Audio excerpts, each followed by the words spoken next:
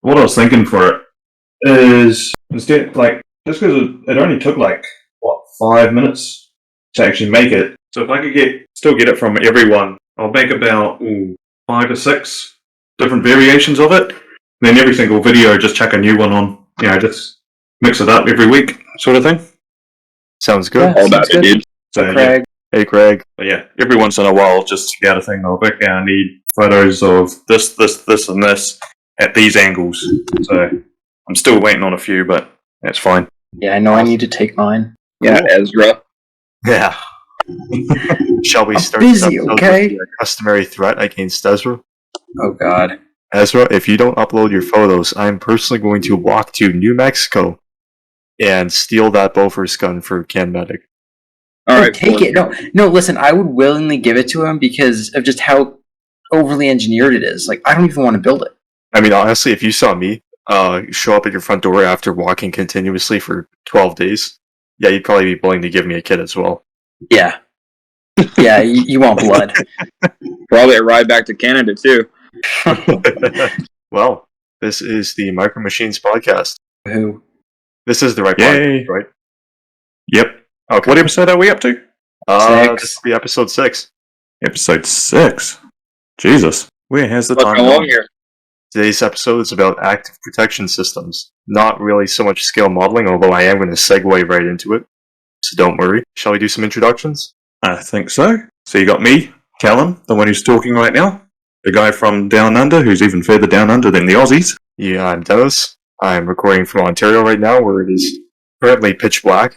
I'm Ezra. I just came out of my closet and I'm actually recording this on my workbench. No. Amazing. My name's Greg. Currently recording in my garage in SoCal, putting together HobbyLink tracks. And how are those going for you? A lot better than yesterday, I'll tell you that much. Those things will be the death of you yet.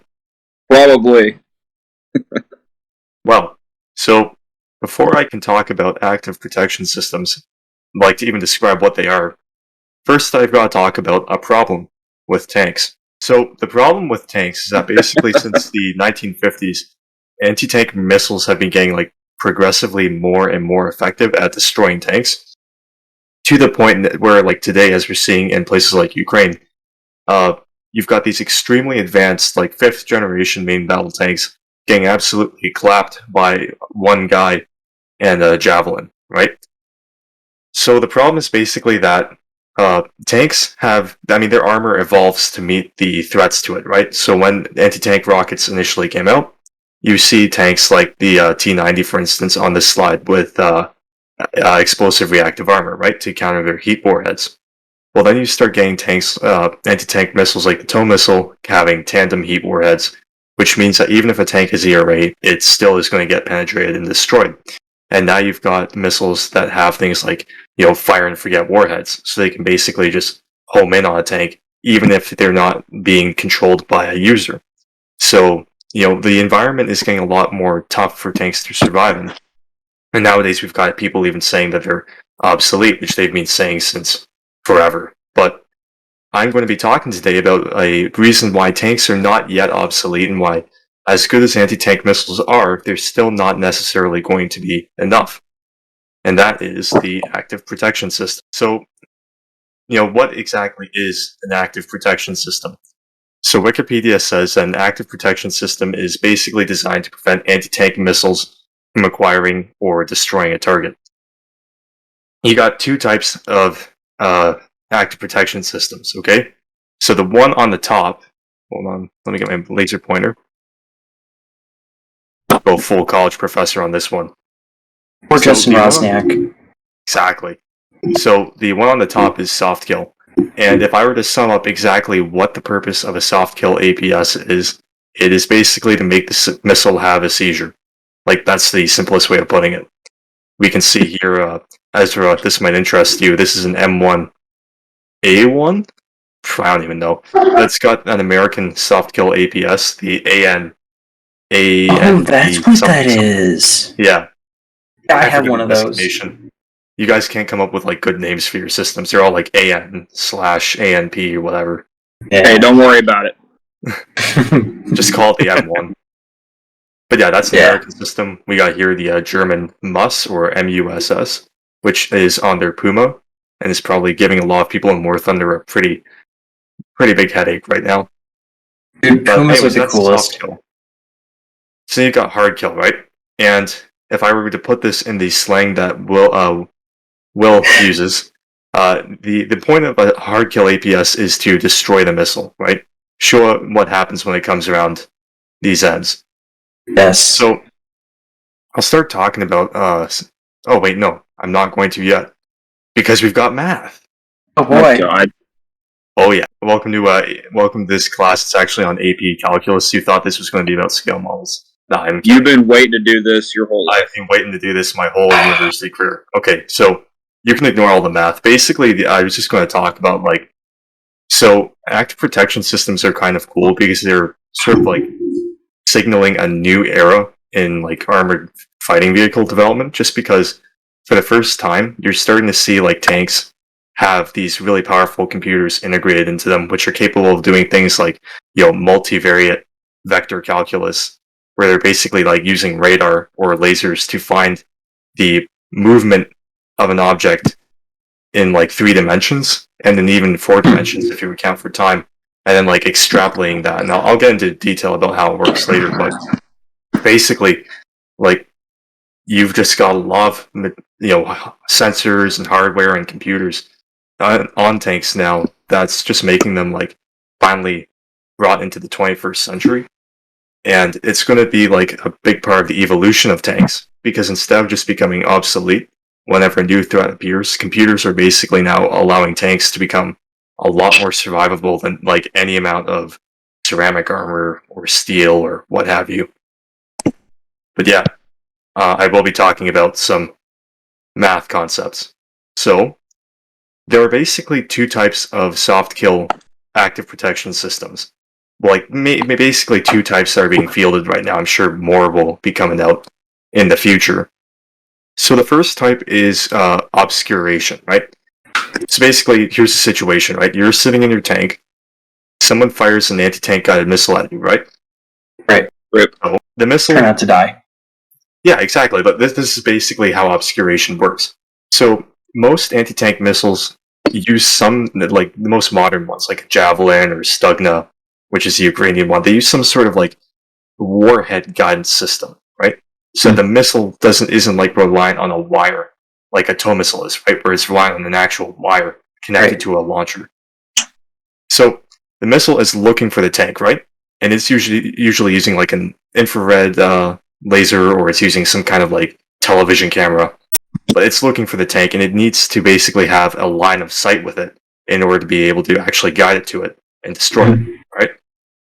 So with the tank, if it's got an obscuration active protection system, it's basically going to have these sensors positioned all around it, and they could be either radar for literally just like scanning the air around the tank at all times, looking for the missile showing up on radar, or it could have a laser warning receiver, which basically, if you've got, say, a Stugna, for instance, which is using its laser beam to guide the missile towards the tank will be aware that it's being tracked by a laser, and that can figure out, looking at the vector of that laser, like where the missile is going to come from. But basically, it works by getting the laser warning, then using its own laser to basically figure out the distance to the missile, and then when it figures out like where the missile is coming from, it will deploy smoke grenades or something similar, and basically that obscures the tank, hence the name obscuration. Oh, And doesn't the T-90 have something like that? Oh, we'll get into the T-90. We will talk sweet. about that. Yes, but it's a pretty common system now, and you've even got a lot of like tanks which don't really have like a proper active protection system. They have this now, just because it's like super easy to integrate into tanks because they've already got their smoke grenade launchers. You just need to integrate some sort of laser warning receiver and direction finder. But consequentially, it's also one of the least effective systems because let's say your tank is stationary. Most missiles now, even if they can't see it, they'll assume that it's not moving and they'll just continue on their course. So it's a good system if you're moving around, but not if you're stationary. So the second form of soft kill APS is the disrupt form. And so basically, you guys know about the T-90, right? And I'll show a picture of it later. How it's got the two red eyes. Love it. Yeah, so I'll talk more in detail about that later, but that's an example of a disruption APS. So basically what you've got is, with a lot of missiles, right, whether they're launched by a helicopter or they're, like a man-portable or whatever, they use some sort of light-based guidance system, right? Now, it might not be a visible laser, it might be an infrared one or whatever, but it's using a laser rangefinder to basically pick up the tank and then figure out its distance to the tank and then make, corrections to its trajectory based on that. So, in much the same process as the first type, the tank has some sort of laser warning receiver, and then it uses a laser of its own to pick up the missile, figure out where it is approaching the tank in time and space, extrapolate that data to figure out where it will hit the tank, and then it uses something called a laser dazzler or infrared dazzler or something like that, and it literally just shines a bright light at the missile. And what this does is, if it's shining light in the same wavelength that the missile's guidance computer is using, right, like its guidance sensors, so say if the missile is using an infrared laser to get the range to the tank, well, if the tank shines infrared light at that range-finding part of the warhead, basically, the guidance computer is going to get overwhelmed by the data, right? Because it's looking for very specific points of data about the tank and its infrared signature and the data from the laser. If it's suddenly just getting, huge amounts of that same wavelength, right, it's going to start thinking, oh, I must be here already. It's just going to, slow down the computer enough that it can't really guide the missile, and it's going to encounter a fatal error. So, basically, as seen here on the slide, the idea is to just give the guidance computer an aneurysm. That's about how it works. Basically, it's like the same as shining a high-powered torch at someone's eyes, sort of thing. That's basically you can think of that as basically that, but made bigger for a tank. Would you say it's as effective as shining light in someone's eye? Yeah. I'd say the thing with us is that the human brain is pretty good at being able to recover from, having a light shine in your eyes. We can pretty well distinguish our surroundings still after that. But with a missile, the guidance computers have to be they have to be tiny, right? Because these missiles aren't big. Right. So the computer and they're only one use. Exactly. So not the best. So basically, the computer does one thing. It gets the laser range finding data, and it does that very well. But if you suddenly are just overwhelming the sensors with that, and just kind of making everything shoot off the charts, the computer isn't powerful enough to cope with that. So yeah. Can anybody think of any problems with a soft kill active protection system? I'd say the laser would have to be pretty accurate, wouldn't it? If the laser missed it, then you're not going to have a good time. Kind of buggered. Okay. Another problem might be as the technology evolves in the missiles, I can't talk today. As it evolves, it would be less effective. You better hope your wiring didn't cut out or something. It's a lot of electrical parts you're relying on. That is true. There are a lot of very precise things like the lasers and the dazzlers that you're relying on. So there are a lot of issues with soft kill APS systems. I'm kind of surprised no one mentioned this. What about RPGs? What about unguided rockets that don't have a guidance system? I think that's where your reactive ERA armor would come in. What about tandem charge warhead? So enter the hard kill system. So hard kill is most people's favorite because it's a lot more dramatic. If this had a personality, it would be the diva. So basically, whereas a soft kill system basically doesn't actually do anything physically to the missile, right? A hard kill system destroys it or it disables it. It just basically messes up the missile enough that it can't function properly anymore, whether that be crushing the warhead, destroying it outright, or blasting away at the guidance system. So there are two main types of this as well. So the first type is deployed. So here you have radar, usually, right? So you've got very low-band radar positioned around the tank. When the missile is approaching, the radar picks it up, figures out the location of the missile, and then it scans it again to find basically its speed and direction, and then it extrapolates that data to figure out where the missile will hit the tank. So then, once it figures that out, it uses some sort of counter munitions launcher, which then fires out like something. Usually, it's like a 40 to 76 millimeter counter munition, almost like a grenade with a proximity fuse. That's So cool. it shoots a counter munition at the missile using the data from the radar to know, okay, this is exactly where it's going to be in time and space. And when the counter munition gets close enough, it detonates itself, which basically incapacitates the missile. So if it's an RPG, it'll probably just cause it to prematurely explode. If it's a missile like a TOW, it'll probably destroy its guidance system and then it's kind of useless. Yeah, exactly. Sorry, that Wilhelm scream you just heard was me getting a text. It was convenient. That was a drop. Yeah. Yeah. That was good timing. I'm going to leave that one in. Hell yeah. But that's how a hard kill system works. I should say that's how a deployed system works. By shooting a big grenade at the missile, which detonates on proximity. If you want, look up the YouTube videos of these after the episode. It is pretty exciting. It's pretty cool. I am. Oh, yeah, I'm already looking it up right now. But basically, like, it's the tank version of a ship's CRAM or CWIS, basically. Yeah, exactly. Many of the...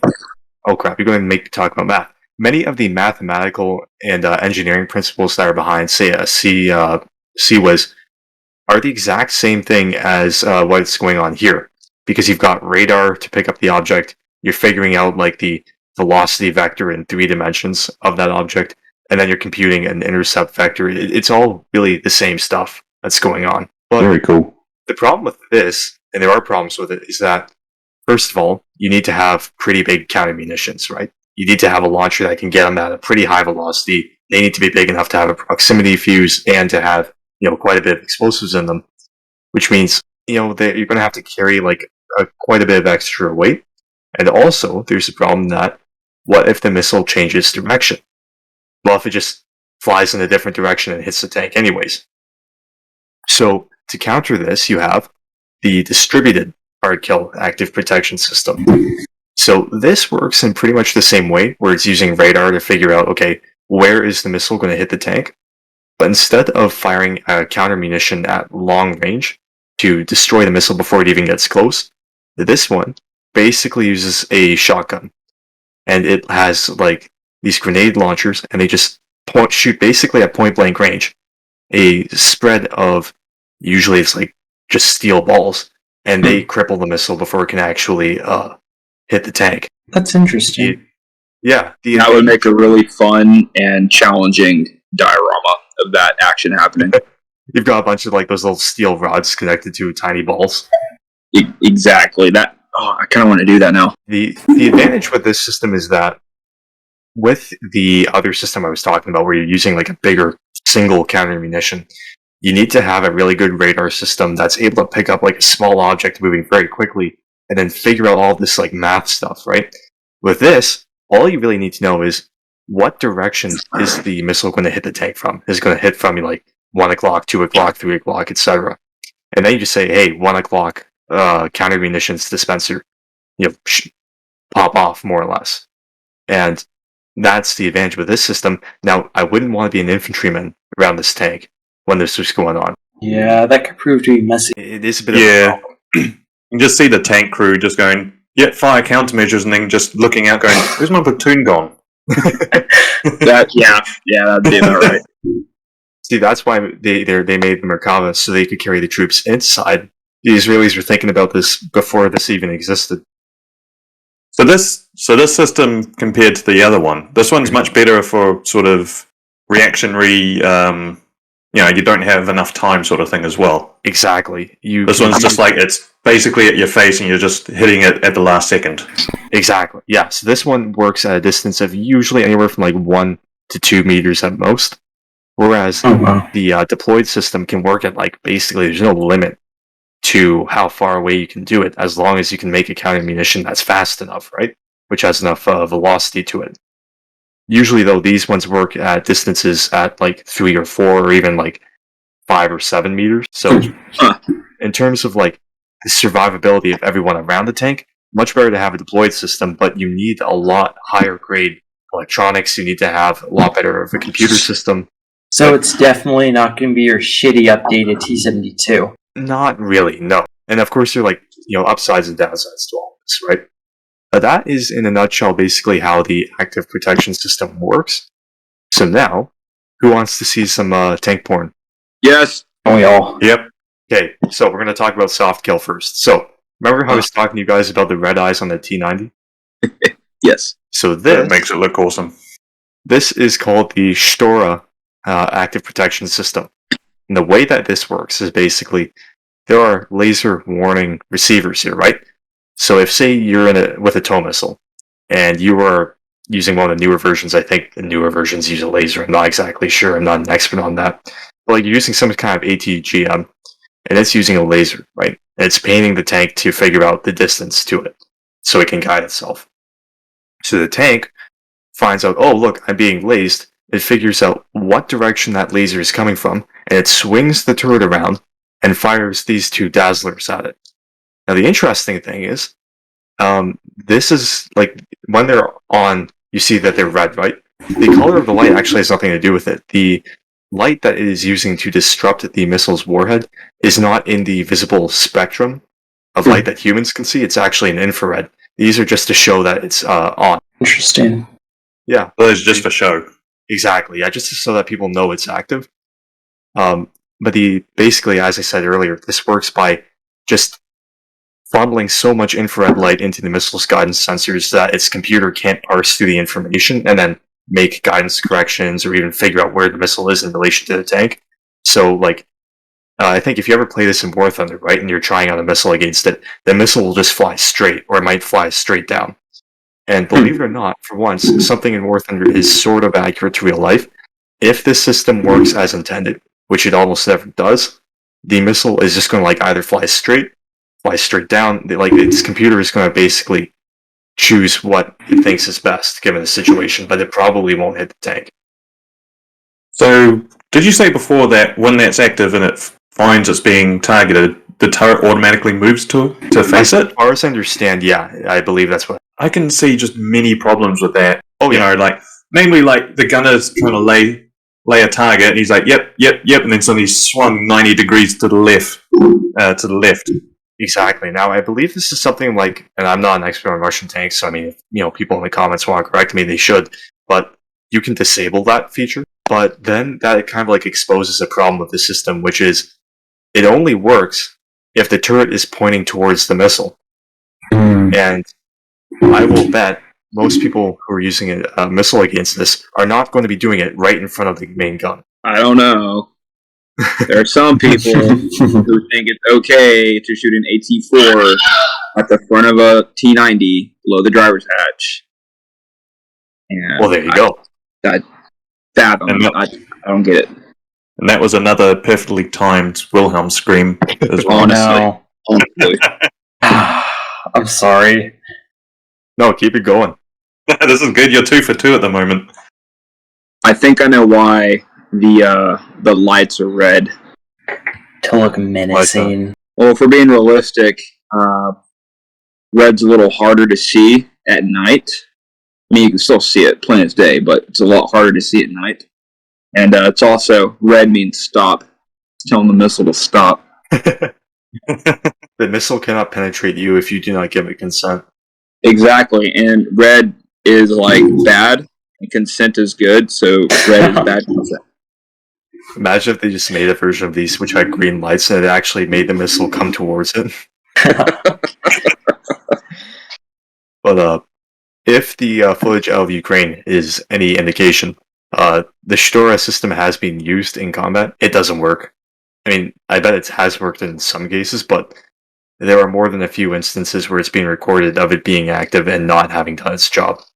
So I wonder why. I would guarantee that at least in one of these systems, the lights, like the lights that we can see turned on, but the infrared lights that actually need to turn on to stop the missile probably didn't turn on because wiring. You know, I've got a question. A little theory, if you would. just like in World War II, an infantryman would be trained to shoot the ports, like the viewports and whatnot of tanks, to like shatter the glass so you couldn't see. Yep. Do you think? Obviously, they're going to have like ballistic glass, so it's not going to shatter or anything. You would think. Whether they do or don't, let's say they do, right? They're being smart about it. It's just going to like spiderweb the glass. Would that make the system inoperable? Because I mean. Well, then you're like, I mean, if we're talking in the context of the Stora, you're kind of getting into like a side of like diffraction and whether or not the light diffracts. But suffice to say, infrared it probably wouldn't do too much. Like, I don't think just the glass shattering would do it. I think you'd have to like say if it was hit by a 50 BMG or something like that. In that case, you're probably looking more at just the infrared emitters being damaged. And if that's the case, yeah, it's not going to work. I'm about to say, good luck getting your tank crew to replace that shit, because I guarantee you all they know is to hit a switch. Exactly. Or, even if, I mean, to any of our listeners, if you find out that the laser warning receivers are not fully armored, which I do not believe they are in most cases, just because of this nature of their construction, shoot those. Because whether or not the tank has infrared emitters or not, if it doesn't have the ability to pick up the laser that's painting it, I mean, the infrared isn't just going to come on by itself. Or if you want to do it like the 50s, just throw a blanket over the viewports and stuff, and you got yourself an operable T90. That would actually make sense. Running around with any hacks, like that one Russian dude. A raging bloody Soviet with a wood axe, yeah. Yes. What was the revolution? I forgot what fucking European country it was. It was after World War II, obviously. The Russians pushed into some country, and the civilians used like Molotov cocktails and like blankets and Hungary. stuff. Oh, that was during Hungary. Yeah, it was the Hungarian Revolution, I think it was called. But yes. They had a monument. They had a T-34-85 as a monument, and that'd been sitting there. I think it was like in '54 this happened. So that thing had been sitting there for about 10 years, and they still managed to start it up first time and get it working. Nice. So all these students and stuff rolling towards the Soviets in a bloody T-34-85. It's just, they weren't military people, so they didn't really know how to use it. So they just rushed forward with this T-34, and the Soviet soldiers just climbed over it and dropped a bunch of tear gas into it. Oh, damn. It actually happened also during the Euromaidan protests in 2014 in Kiev. They did the exact same thing. T-34 was sitting there. It had fuel in it. Literally just fired up and drove off. That's and awesome. In that case, it was actually a guy who had served on them. And so he knew what he was doing. Oh, Jesus. Well, there was a T-34 recovered from... It had been sunk in a swamp or something since the 40s, and they dragged it up and changed a few things in the engine, but they still managed to start it up. That is baffling. Holy crap. Soviets knew how to build stuff, well, some stuff that actually worked. It didn't look good, it didn't look pretty or anything like that, but it just did its job. That's all they needed. The eBay ad for that. T-34, 1942 model, lightly used. Minor shrapnel damage. 188mm hole in it. No low ballers. I know what I've got. So that is the Stora. Now the other one, well, one of the other ones is the what is it, Bundeswehr? I was about to call it the Wehrmacht, but it's like no, it's the Bundeswehr now. They integrated it onto their Puma, their infantry fighting vehicle, and basically the way that the MUS system works is it uses a bunch of these infrared and laser warning receivers, as you can see all around here, right? All these little lenses here. And so this basically tells the Puma when it is being lased by a missile, or even actually, I think this is a pretty advanced system. I don't understand everything about it. I think it can actually just like pick up when a missile is being fired at it, period, because it's got radar, I think. But anyways, the point being, so this one works by basically deploying countermeasures. It can either deploy smoke, or I believe now it will actually be deploying like the shotgun rounds, as we saw in the fourth type of APS. But this is a pretty advanced system. I don't think it's been trialed yet in combat, just because like the Puma's never been in combat. But at least in the field tests, it's done really well. Although I will say it is pretty vulnerable, as you can see with like these mounts. One bullet, and those are going to be going out. Bro, I was about to say it's like a shot disc or something you're just aiming at. I see that in the field, that shiny little glass piece up there. Mm-hmm. Has the Puma ever actually been in combat? Don't think so. I thought. Not this Puma. Yeah. Actually, funny story. So the Canadian Army in Afghanistan was, for a brief minute, actually considering buying the Puma and sending it there to back up the LAV. That would have been cool. Yeah, it was like seriously considered for like 2 seconds, and they saw the price tag and were like, "What? No, we'll go for something a bit cheaper. As Bring they back typically do.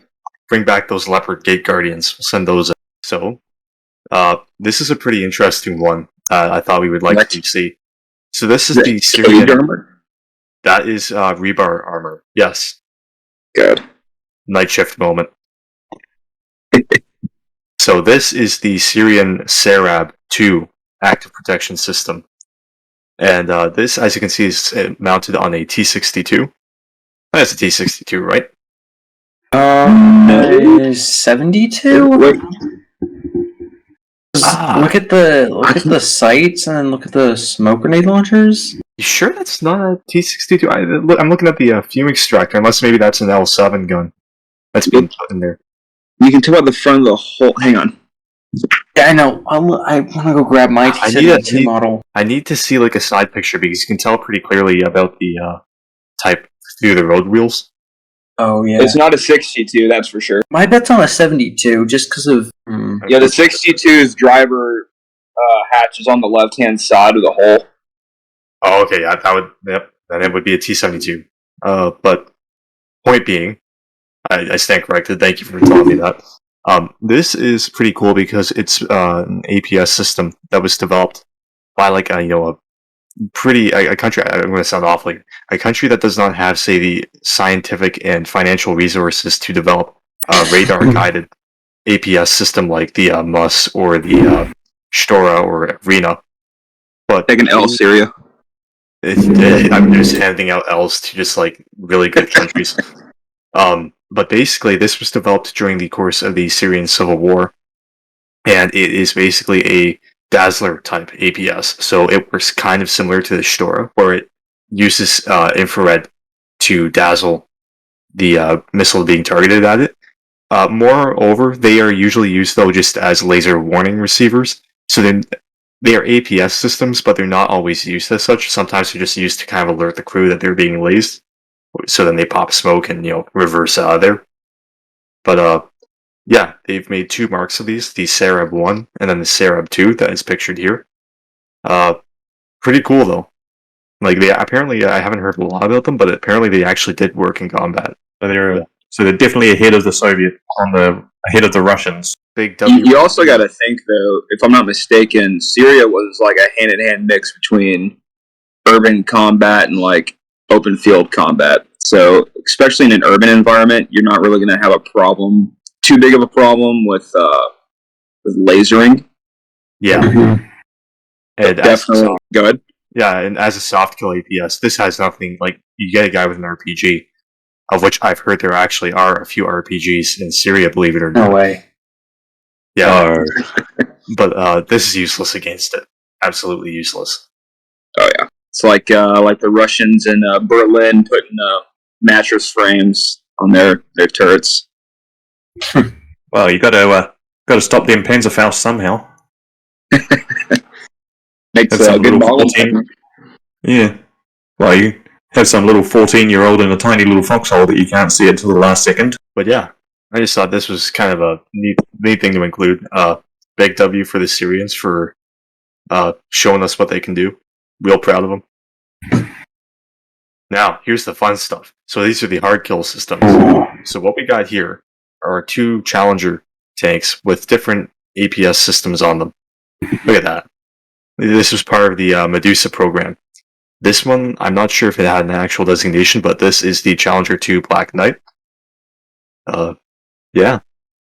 Sleek. Damn, they look good. Yeah, I like whoever at the British Ministry of Defense was just like, yeah, Let's just paint it black. Get your rattle cans out, guys.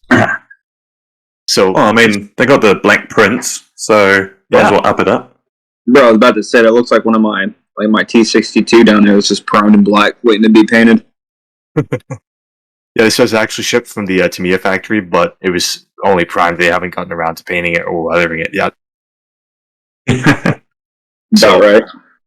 Here on the black one, we can see this is the Iron Fist active protection system, which is one of those deployment APS systems, which I was talking about, where it shoots like a big counter munition out, which literally uses a proximity fuse to blow itself up, which is pretty dramatic. Like, there was some pretty neat footage of it working out there.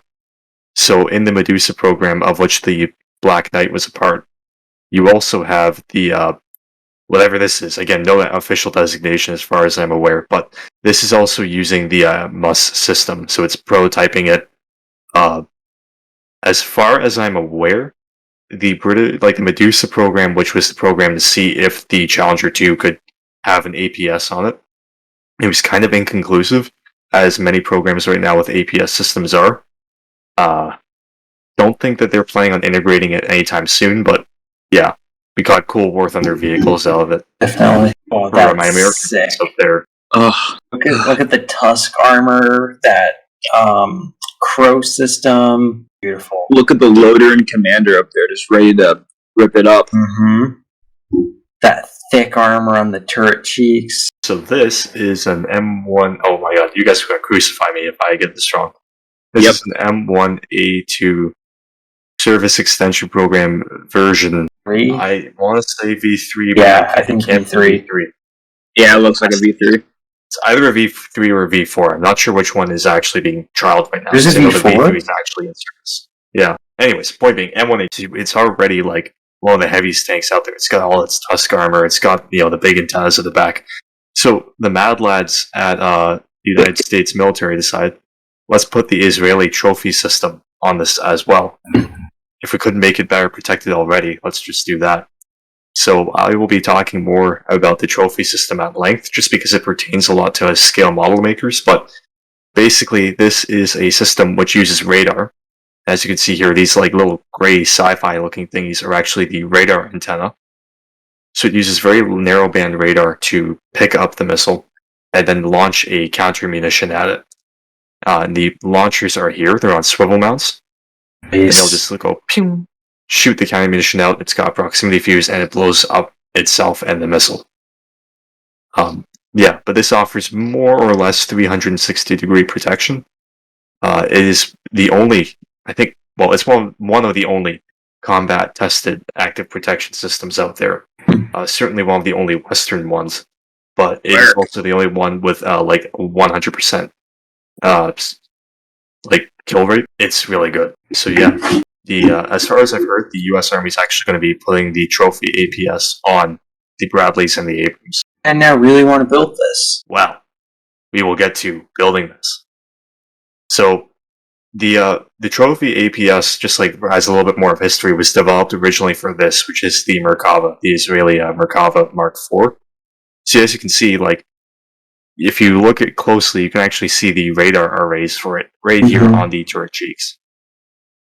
And they've got some of the back as well. And then you've got the launchers here in blue. And the neat thing with these is that they actually have an autoloader. So there's a whole magazine of counter munitions for each launcher. Nice. So it's not as if you just launch once and then you're done. You see, that makes sense, having those being an autoloader. Yeah, it's kind of better than having just 2 extra loaders. Or one very overworked loader. / canary. Imagine being the loader for these, and you're going through training, and you're loading the main gun, then you have to load one launcher, then the other, and then suddenly your commander points his sidearm at you and is like, "Radio, then take your mask off." Let's see if this air is spicy. But yeah, the Israelis, I mean, like, no matter what your view is on, their politics, my god, they make good tanks. These are the Merkava is just insane. It's like one of the most heavily defended tanks on Earth at this point with the trophy. That's the LIC variant, right? This is the LIC variant. Yep, you can. Looks like a sci-fi tank. Yeah. Honestly, I mean, hot take. It doesn't look that good. I would have preferred if it was like more. I don't know, less rounded, but More thick. anyways. This has actually these tanks have been shot at with guided missiles, and they have survived. I actually think Trophy has a 100% success rate, or it's like something like 99.9%. Not bad. Yeah, I mean, even if a missile did get through, like, look at all this armor it would have to go through anyways. Yeah. It's a heavy boy. And then this is again the trophy on the Israeli neighbor APC, which is based off the Merkava as well. Fun fact, this is actually, I believe, the most heavily armored vehicle on Earth. Makes sense. I mean, look at it. Yeah. That's where you'd be happy to hear this. The US Army was trialing these, so somewhere in some alternate universe there's this in NATO 3-tone. So, to be honest, I prefer Karkatan. Get out of here. Colin, what's your view on Karktan? I don't know. Karktan looks better than NATO 3-tone on certain vehicles. Like what? The Abrams on the ones with Tusk. No. Only No. on Tusk armored Abrams, okay? No. This is your hill to die. We're starting the segment early. This is your hill to die on. Humvees look pretty good in Karktan. No. No. Oh God, no. Try again. Keep going. Out of vehicles. What about the Bradley? No, not the Bradley. No. You know what? Reject all this Kark business. Who cares if your paint catches on fire? We need to return to olive drab. Yes. Yeah, I'd take an Abrams in all olive drab. Oh, I would take the Abrams in olive drab. Oh God. So this is a little blast from the past. Again, I'm not going to say this is a T-72. I think That's a T-62. Mhm. Don't tell me this is a T-62. It's a T-62. You're kidding me. Nope. Look at the driver's hatch. Left-hand side, the front of the hole comes out and it has that light system on the right side. I literally can't. I can't do this. I'm just offside every time. Well, this has one of the first actual APS systems, which is the Soviet Drozd, which I think loosely translates to droid APS. So basically, the way this works is it uses radar, and again, it only works if the missile is pointed directly towards the turret, which is kind of it's a bit of a troubling thing. But each of these tubes has a rocket with a proximity fuse on it. And like with other deployment APS systems, rocket shoots out, it goes near the missile, and it explodes, right? Thanks to its proximity fuse. So this was developed, I think, as far back as like the days of the T-55. But yeah, it's I think it might even still be in service. It has worked in combat. It has actually proven itself. I believe a couple were in Chechnya. Can't comment though on its success rate. Yeah, there were a lot of tanks on both sides that just got trashed. So that war is just kind of, I don't know. Yeah. I will say though, in like typical Soviet fashion, like everything else, like the trophy and all those other ones, they use very small, like 76mm counter munitions. This one's got like a freaking torpedo. I know, those are They're huge. like they're shooting an RPG at us, shoot an RPG back at the RPG. Like, yeah. I wonder if you could use them as like anti-personnel rockets. You know, you had to. Bro, imagine you're like, it's a or not the loader because they don't have loaders. Imagine you're like the gunner sitting in there, you're like commander's dead, and you hear like dudes climbing on your tank. You're like, fuck it, active protective system. I mean, I'm sure like a few of these APS systems have manual switch on them. I wouldn't be surprised. Just hear someone like bonking on your commander's hatch with a little stick. Open up the head. Just fire off your whole load of Oh, that would suck, dude. That would suck. You're the one idiot standing in front of it. Yeah, Oh no.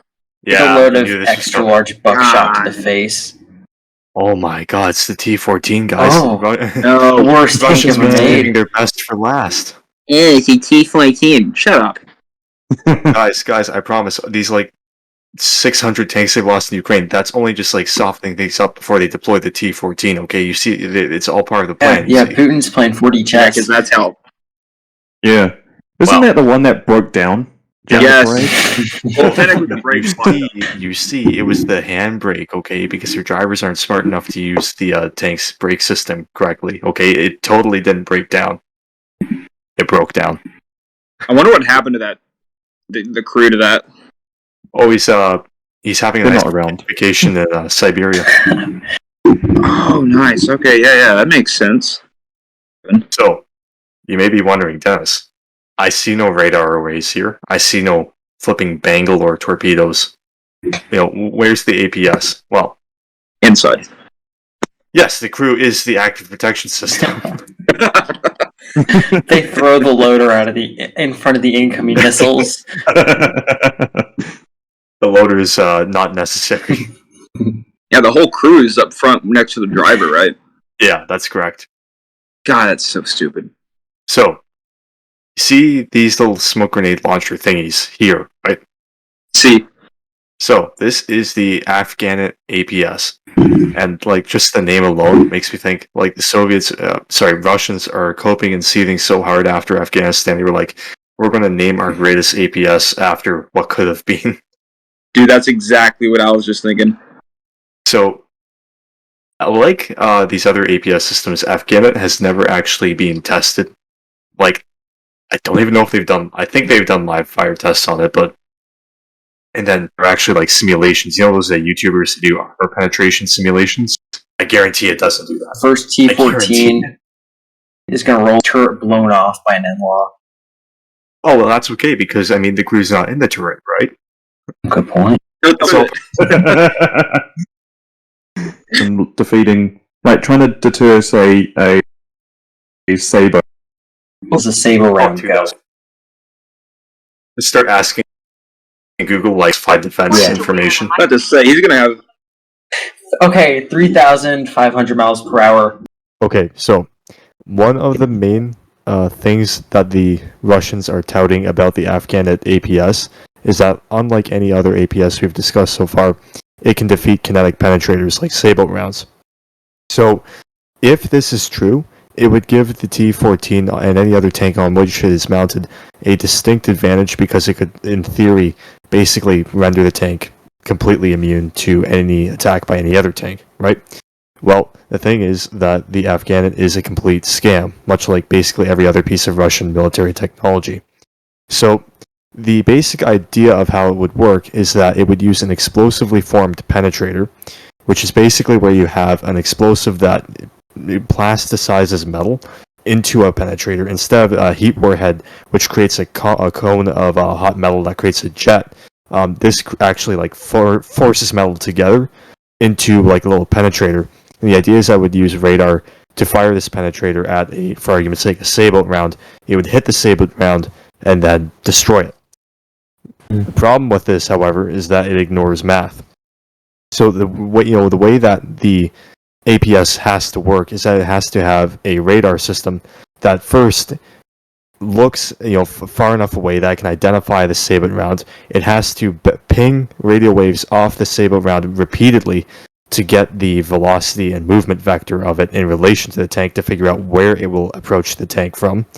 Then it has to feed that data into its computers to figure out in real time exactly where it needs to fire the penetrator in order to destroy the projectile. Then it actually has to launch the projectile, and then it has to undergo the chemical reaction and hit the sailboat round. The problem with this is that all this takes time, and when you think about the average muzzle velocity of say a 120 millimeter sailboat round is, what is it? It was something like 3,000 miles per minute or something like that. It was something 3,000 ridiculous. meters per second, yeah, something like That's the that. one. Some stupid high number, right? The thing is that, as someone who works with computers, they just don't calculate really complex data, like 4-dimensional vectors, that quickly. So, yeah, I find the idea that Afghanistan could defeat a kinetic penetrator extremely. I have extreme skepticism about that. I think it's just going to be the case where, basically everything now in the Russian military, it's vaporware, where it scares NATO, and then it makes NATO develop something so overpowering that I can defeat this system, and then it turns out that this system never really even worked in the first place. It's a bit of an F-15 moment. Instead of the APS helping, that Saber round pretty much just turns those Russians into marinara sauce. Well, Russian aerosols. More or less, yes, a soup-like homogenate, as it were. Yes. Well, that's the point of a Sabo round, is the Sabo round just goes in one side, out the other, and just creates this vacuum that tries to suck all the crew members through it. Which is basically how they work. Yeah. Yeah, I mean, there are Russian APS systems that have been proven, like Arena, which is a much more conventional and is somewhat similar to the Trophy APS, but yeah, considering that the T-14 itself is a huge piece of vaporware, I'm not sure if we could consider Afghanistan to be any good either. Is that's Arena APS soft or hard kill? That's going to be with the Shtora? No, the Arena. Oh, Arena, that's hard kill. So it basically works on the same principle as the Trophy, where you use radar to figure out where the projectile, in this case a missile, is approaching the tank from. When the missile gets close enough, it basically shoots a plastic explosive detonator out of the tank towards the missile. It blows itself and the missile up. So Gotcha. it basically, the advantage with those systems like Arena and Trophy, again, is that because you're just basically shooting a big stick of C4 at the missile, you can quickly disable it alongside everything within like a 3-meter radius, which is not good for the infantry using your tank as cover. But it is very, very effective because it eliminates the need to precisely hit the warhead, which means that it takes less time for the computer to work and do its job. And that's one of the reasons why Afghanistan is not necessarily as viable, because it has to figure out. I mean, you think about how big a Sabo round is. It's like this tiny little dart. That's going to be very hard for the computer to calculate the exact vector for the explosively formed penetrator. So yeah, that is Afghanistan. So basically, NATO needs to be nerfed. You know what? I want that 130 millimeter gun on this Leclerc. Every NATO tank has to go to 130. 140. So, what can we take away from our little session on APS systems? Russia bad, NATO good. Yes. They're very specialized. Like, Tank on 130. Tank on tank probably won't do well. RPG's unguided. Not so good. Yeah. Yeah. So there's still a lot that it still won't protect from, really. Red eyes don't work. Simple as. They're still a very new technology. Bugs are still there. Well. Hey, they look kind of cool. Oh, they do look cool. Speaking of... That's all that matters. It is. They make models of these things. But not many. Hell yeah. So, if you are a fan of IDF armor, it is your lucky day, because the only active protection system that is really made in any quantity in plastic form is the Trophy APS. And the only tank which has it that they make in plastic form right now is the Merkava Mark IV LIC. So this is the main kit for it. It's a very nice little kit. It's got mine rollers and everything, workable tracks and suspension. It does have both the windbreaker radar system, which is part of the Trophy active protection system, and it does have the Trophy modules themselves. So, I just say, those mine rollers look so wimpy. I fucking plow. They look so stupid. Yeah. You know those mine rollers that you saw Humvees pushing? Yes. Yeah, it looks like that. It's true. But yeah, so otherwise, you can also get resin models for the APS system, like the what's it called? The Drazd, right? So this is, I think, just your standard T55 kit from Mini Art perhaps, but you can go on eBay and get these. These are pretty good. It's even got the laser rangefinder that you saw on later models of the T55. However, otherwise, because APS systems are so new, the majority of ones that you can actually find are going to be ones you have to 3D print yourself. So, for instance, you can actually get the Scarab 1 and 2 APS systems, which are pretty cool. Put those on a T72 and paint it tan. And then, of course, you can also get the Trophy and Windbreaker APS online, and then print those with a resin printer. Did you do that for your T55 you're working on? I might. You know what? I actually might end up doing that. Just slapping That'd be it on. really neat. I might have to do that. Don't tempt him. I'm tempting him. I'm tempting him. You could do like a jerry-rigged version of it. Well, that's what I'm thinking. I might do the Scarab 2, the one in the center here, because that's a Syrian APS system, and it is very much a system of convenience, shall we say. Proven. Yeah, it has actually been proven in combat. I will say that they have actually shown themselves to be useful. Just like that rigged up cannon on the back of the pickup truck. Yes, Remember exactly. Or that BMP-1 turret they welded to a Ford F-150. Bro. Ford tough. So, yeah, that is basically the APS system. So, we have a little segment here on the podcast called There's a Hill to Die On. And basically, one of us comes on and has the worst possible take of all time, and then they have to get crucified for it. So my take is that instead of being bad for the modeling industry, video games and their rise have actually been a good thing. Simple as. But we all agree on this. Like, it's simple. Yeah. Yeah, It's like true. I got into it. It's a yeah.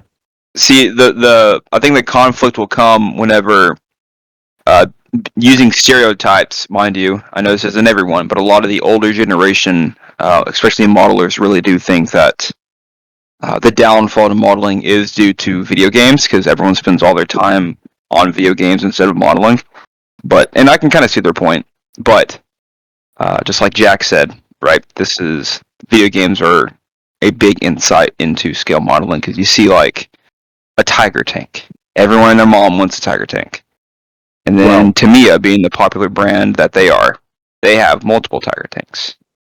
So, Greg, I got a story for you. So, picture this, right?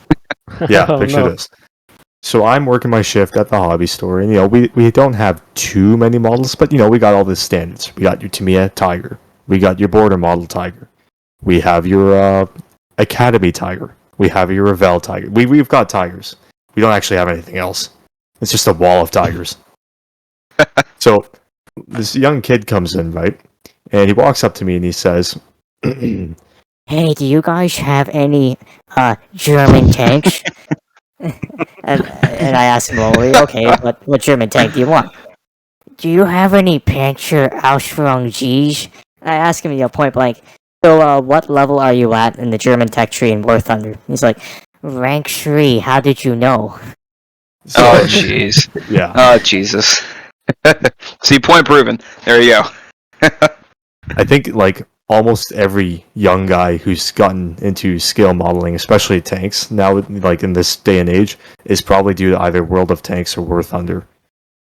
So on one hand, even though a lot of people, especially people who say didn't really grow up with them, might think that they're leading to the downfall of the hobby, I think it is leading to a group of a lot more, shall we say, obsessive modelers who are going to become a lot more involved with it. Just because they play the video games, and it sort of cultivates this mindset of being hyper interested in the certain aspects of the tanks, right? Because in War Thunder, we're always looking at, okay, well, what kind of armament does this have? What kind of suspension? All that. How can you play it? And that's going to translate over to scale modeling. We're going to always be demanding better and better kits. Oh, to add to Yeah, that point, and you go, Jack. Oh, all right. Well, like in War Thunder, if you're actually like driving the tank around, you get to, like, in a way, you're going around the map, taking it to different locations. You get to, like, there's additional camos and stuff.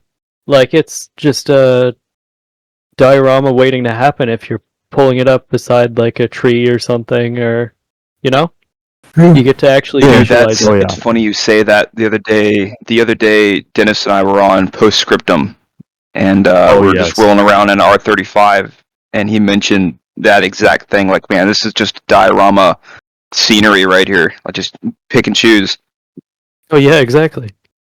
Yeah, Postscriptum, I'm pretty sure, I'm convinced, was actually developed by MiniArt as an excuse to sell more of their diorama products. Well, think about it. Like, it's great that all these older generations have all these books and things like that you can see pictures that were taken during that time. It's great. Those are, I'm not doubting those references because they are actual pictures, but And we still use them. you can only do so much. Yeah, exactly. We still use them, but you can only take so much out of a black and white, horribly pixeled photo. Whereas you go in game to 1940, for instance, right, in a video game, where the developers have gone in and they've done their darnest to make it as historically accurate as possible with the architecture, the way the roads were made, things like that. It's like next level basically for people who want to make dioramas and have really good references. Or even just like seeing how to weather something. Like you go in War Thunder, and you go preview a tank. You can zoom right in and see everything. Because they don't have the tanks clean in the game. They've always got some sort of weathering and their chit and all that. You can go in and really zoom in and see just how they've modeled it, and you can try and do it yourself. And you can just like a reference photo, but slightly better because you can zoom right in and get into the high detail that they've done on the 3D modeling. That's what I did for my R35. Yeah, you can also like adjust how weathered it is on War Thunder. You can do that, yes. But also for like the whole video game and modeling stuff, a lot of video games have jumped onto the modeling band.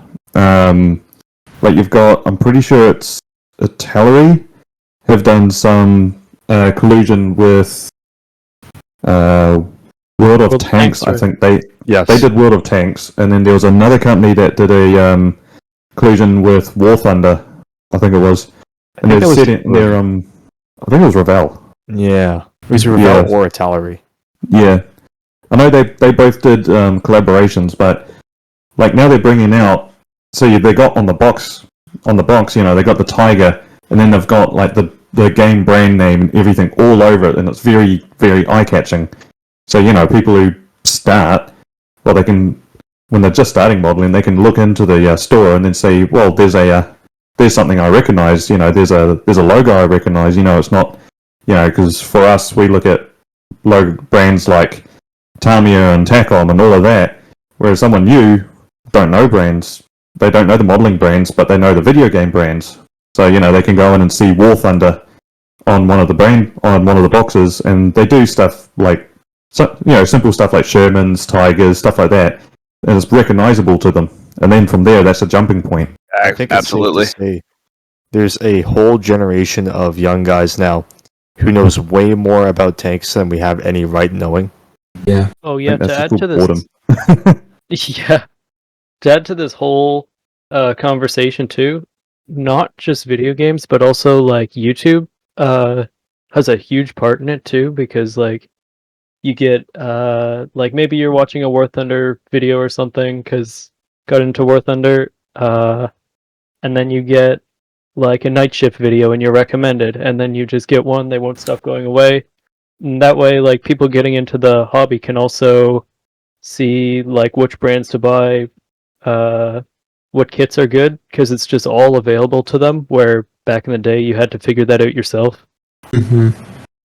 Yeah, and if you are really, really into tank games, well, it's all good seeing it on the screen, but there is definitely something about having one that you can hold and physically hold and look around. There's definitely even people who don't like to build models, they'll still pick up a model of one and have a look at it in depth just because they've seen it on a screen, and they haven't necessarily seen it in real life as well. So it's it just brings them a bit more to it. I'll say this: Absolutely. it is way easier to build the M1A1 as a model kit than it is to grind the 10,000 hours in War Thunder to unlock it. This is true. Well, I have a Very question. What is everyone's take on Send it. weirboos or whatever they want to call themselves? Uh-oh. Wereabouts. Ah, jeez. Problematic. Oh, jeez. But Yeah. We could go into a whole episode about that. we should do that. Let's I do think it. we actually We should should, do we an should, episode yes. of wereaboutism. Oh god. Okay, well, guys, what is Yeah, your let's save appetite? that for another time. That's That'll be next like week's the, Hill to Die On. That'll be our arc to the Lions Led by Donkeys clean Wehrmacht theory. Oh yes. The great collab. I'm gonna slide into his DM and just be like, yo, we need a collab. Just talking to Liam. Oh god. Yeah, so that was my hill to die on. I'm not dead. so You that's certainly not did not die. bad. Yeah. Oh, that's it was a pretty good hill. Yeah. We're all I mean, going that's down with probably the a ship. hill that's like, I think for a hill that'll be interesting to have someone like Can Medic on or someone, someone who's older than Are us. you 'cause- suggesting that Can Medic is not as young as we are? No way. No. No. No. Why No would you way. even Blasphemy. think about that? No, I'm just testing know to see what? if he actually. I'm just seeing if he actually listens to it because he'll call me out on this one, after it's been released. Yep. He's gonna, Next episode is going to be a debate between Columbus and Can Medic. yes. He's gonna end up We'll just sending team a up and bully ICBM over to New Zealand. Well, we did establish this morning. Me and Can Medic are basically the same person. It's just he builds more arm and I build more aircraft. That's pretty much the only difference. I can see that. Yeah.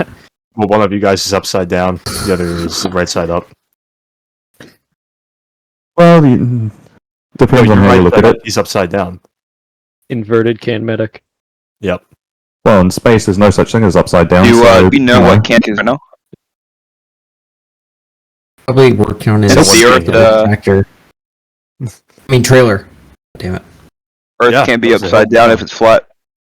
True. Hey, before we go on to our work in progresses, I think we have something to tell the Plastic Posse. We do? You guys know what we're talking about?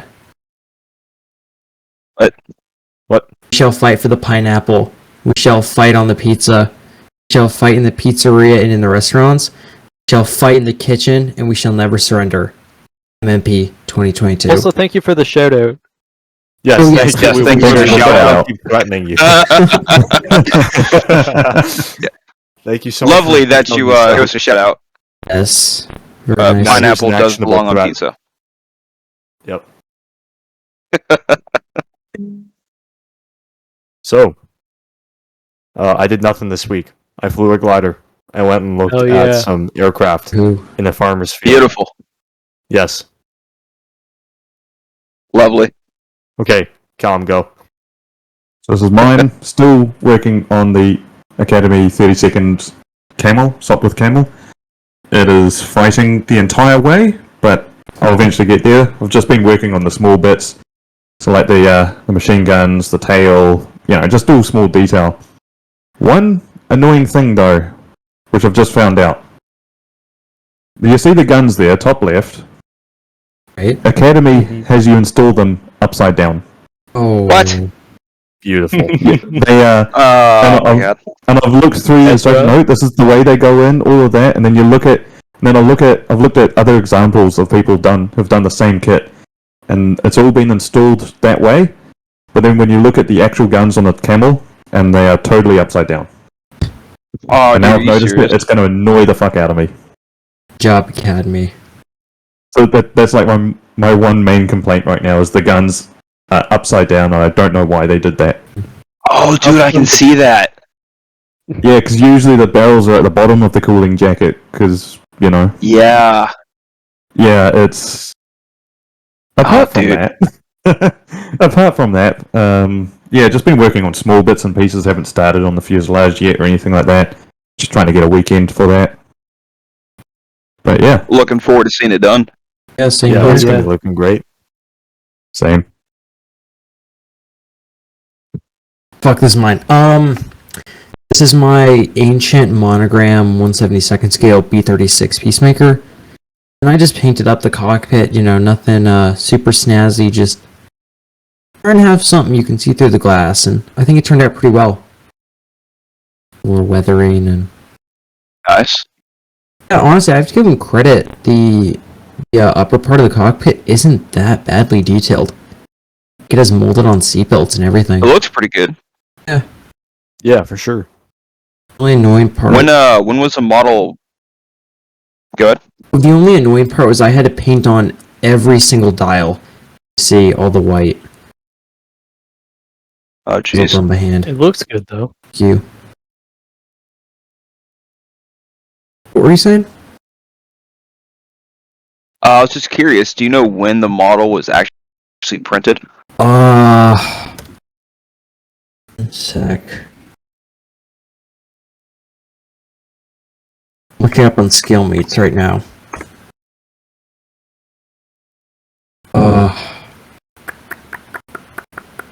1980. Ooh, wow. Ooh, not bad for 80. Yeah, exactly. How's the plastic on that? It's a bit hard, but it's not overly hard, like it'll crack or anything. Oh, okay, that's That's good. good. That's good. Yeah, I think that's about all I have to say about this one. Oh, okay. We have my Bismarck Bruno Damn. turret by Tacom. Beautiful little kit. All fun putting it together. Here it is pre-painting. And before I actually paint it, I'm going to switch the barrels out with metal ones that I bought from eBay. So, I like how Plastic ones don't the look that barrels bad, are though. dancing. thank you. Yeah. I'm trying to make Plastic it ones don't. look like the Bismarck did before she sank. It's gonna have the yellow top, and that's how I believe barrels looked before she went down. Because, well, the Sabaton music video has that, and if you can't believe Sabaton, who can you believe? Don't you mean the short documentary? Oh, good point. Yeah. Yeah, the plastic barrels don't look that bad though. Yeah, they were too No, not hard. at all. Needed a bit of sanding, but they look pretty good. You gonna weather this much? Oh yeah. Oh yeah. I'm gonna beat the hell out of it and then paint the yellow top so that yellow looks freshly applied. There you go. All right. Ooh, this one's me. Okay. All right. So I may or may not be going bald because of these stupid ass tracks. Swear, I don't know if it's Hobby Boss just this particular kit, or if they may or may not have problems with other kits in their tracks. But this Hobby Boss AAV with the plastic linked together tracks, I'd say like 70 to 80% of them do not link together. They're either too small or too big. So it's a hair pulling moment, but we're getting through it. And then got this 1/72 scale V22 Osprey in the mail that I'm gonna make for myself. Neat little bird plane thing. So Pretty cool. Hell yeah. Hey, I'm loving the dual Tamiya extra thin in the first picture. thank you. I may or may not have I may or may not have cracked one of the bottles there, so I had to buy another one. Ooh. How does that Yeah, happen? do that? I've dropped those things on the floor. They're- I'll be honest, I don't know. Is it garage things? Garage things, yeah. Greg, Fair we, enough. we all actually know one's for gluing and one's for drinking, sniffing. You know. Hey, We know that. don't let the audience know my deep dark secrets, okay? Hey, no, it's okay. I've got two as well. Same here. Safety disclaimer: do not actually drink Tamiya extra thin cement unless you are a cool person. Okay, Right. unless you are cool, in which case do so. We're gonna get sued. Dude, I swear to God, we're gonna get sued in like It's 12 years. definitely an OSHA violation. Like, we're allowed if to you're boring drink and Tammy extra lame, thin, do but not you, drink the average viewer, should not. Absolutely not. Nope. You have to earn your drinking privileges. Exactly. You have to be a podcaster. Damn straight. It's for You have to become a podcasters only. sniffer before you can become a drinker. Yep. You haven't. You're not. You haven't hit the gateway drug yet. That's yep. Jack has a good point. Being canceled as fuck. Yep. Okay. Oh, look at that. Oh, it's so cute. This week, I thought we would have a little discussion on a topic which is pretty controversial in the model industry right now. And that is, are resin 3D printers going to, fundamentally change the landscape of scale modeling? Are they going to displace plastic models? What's going to happen? What do you guys think? I say they're going to be a part of scale modeling, but it's never going to replace injection molded kits. If they do, it will be a long time from now. Yes. Exactly. Like Once printers get a bit bigger. that's like And less expensive. they've been doing it for so long. They can't. Like it's part of the hobby now. It's kind of ingrained into it. You also got to think too. Like most people don't have the money to just drop on a $200 to $600 printer, right? Give or take what you want. Whereas I could buy a $20 to $40 model kit and be satisfied, right? Exactly. Yeah, and for people getting into the hobby, like, how are you going to? Well, would that just like erase hobby stores altogether? I think it might Yeah. eventually erase the hobby. Be honest with you, Mm-hmm. because you're definitely going to have if you get rid of hobby stores and get rid of plastic kits, there's only going to be so many left over. And once all of those are sold out, unless someone like Dennis, who, by the way, has a little workshop, starts selling out his own kits that he prints, good luck to people wanting to get into the hobby. Yeah. Yeah, exactly. Yeah. And like, think about the the inspiration that you get every time you leave a hobby store. Yes. Oh, yeah. Well, that's yeah. a big part of the business, at least where I work. A lot of the modelers who come in for paint, and then they leave with like 2 kits. That's me. Same here. Yeah, it's just part of being a modeler. Yeah, I think for the moment, 3D printing's definitely for the accessory side of things. Like, you do get, what's that company? Scale Resin? Resin scales. That's the one. Yeah. Yeah. Yeah, so that company's good because they do some really interesting tanks based on the tanks from World of Tanks. So like, say the bottom left there, that's the T110E4, I believe, which is a completely unknown prototype sort of heavy tank. So the good thing is, like, you got Scale Resin who's doing those sort of unknown stuff, which, Resin definitely takes a bit more skill to work with. They're also Over $250 US. That as well. It's definitely expensive. They're how much? Like $250. Oh my god. Yeah, but there are other companies that just do specialized like resin upgrades and accessories and stuff like that.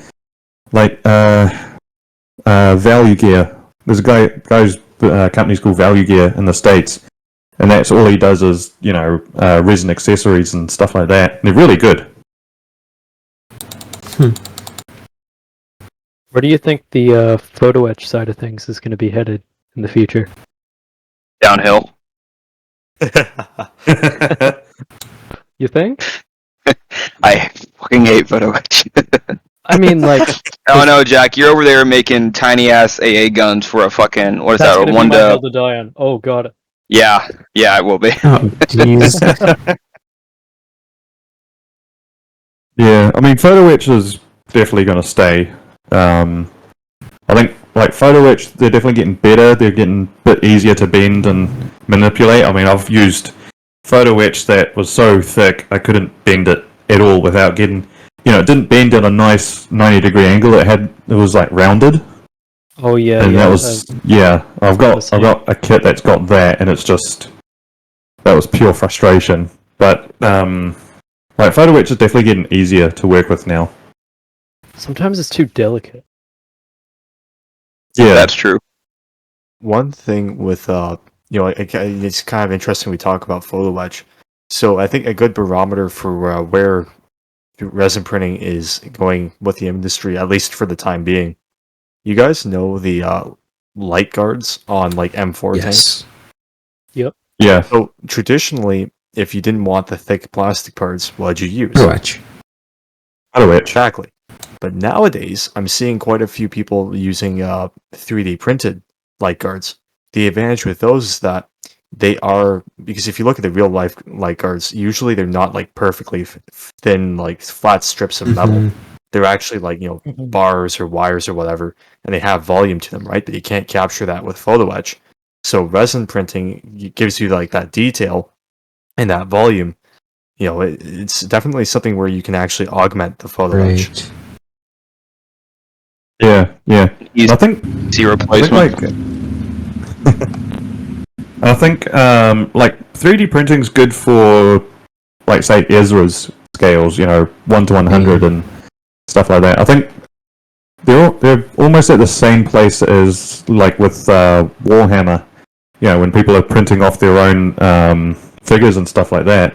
I think there's going to be a lot more of that for like World War II tabletop games. People printing off their own tanks and subjects like that. Yeah, I can see Hey, it. Can you buy your own like photo etch engraver? Can, yes. How much?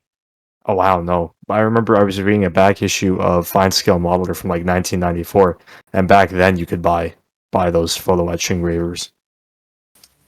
I'm gonna search it up right now. Yeah. Do I it. know Plasmo does a video on how to make your own photo etch. Yeah, he did one on as a photo etch bending tool, Oh yeah. which I need to watch again and replicate.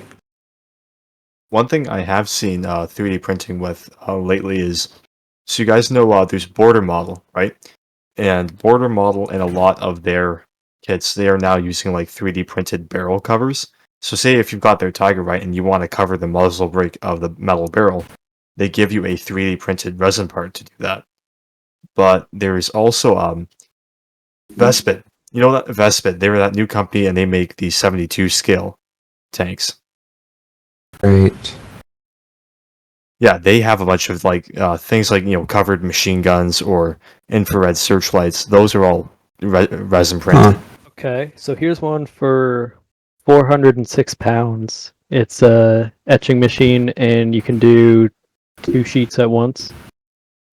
Oh, I don't know. Yeah. how big are the sheets?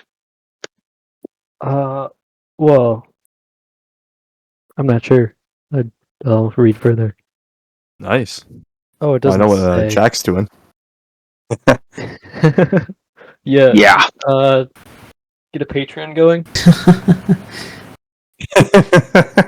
We're gonna have like 20 Patreons by the end of the year. Hell yeah. Yep. That's the goal. Yeah. Though. That's how it should work. You help buy Jack a photo etch machine, and then you can request photo etch sheets from him, Right. and he'll send them to you. Exactly. It pays for itself. Exactly. And this way, I don't have to give Edward like a couple $100 for enterprise photo etch sets. You need a There you need go. a Patreon tier for me so I can get enough money. Not only buy but also ship a knocked out T-72 from the Ukraine over to me. Oh, Knocked hey, out. remember Boy, that? just get a brand new one. Yeah, I was going to say you can get a brand spanking new one. True. Lightly used. Hey, remember that Micro Machines Iltis Joyride we were planning a couple months ago? Oh, fuck that's yeah. Micro Machines podcast field trip in Iltis equipped with a tow missile to Ukraine. Hell We're going yeah. to be doing some big game hunting.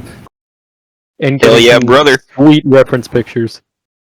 Knowing my luck, I would just get Absolutely. like evaporated from a heat round. Like We all before probably would. before we knock out the Russian tank, we're Dennis- just like, hold up. Can we just get some photos real quick first? Hey, get some before and afters.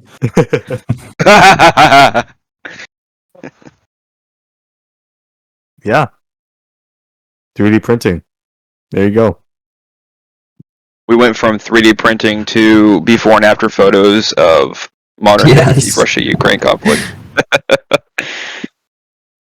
Sounds like most of our conversations. Yep. Yeah, this is how Yeah, you know honestly. we're getting better at podcasting. We did do a Shit. podcast.